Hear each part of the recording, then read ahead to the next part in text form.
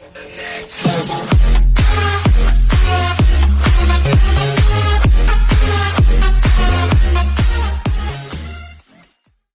in Black International leads box office, but sequels keep slumping.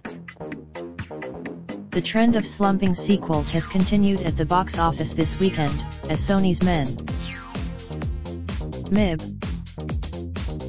The good news for Sony is that it is not entirely on the hook for the film's $110 million budget, as the studio co-financed the film with Tencent and Hemisphere.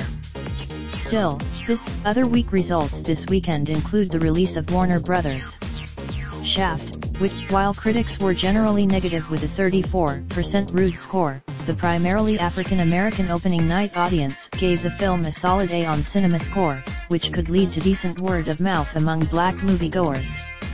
Between its relative below MIB, in fourth is Fox/Disney's Dark.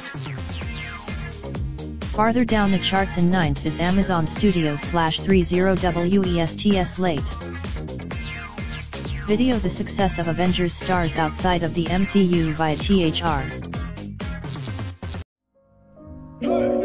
Raindrop, drop top, top smoking, no cooking the hot pot. Fucking on your bitch, yeah, that.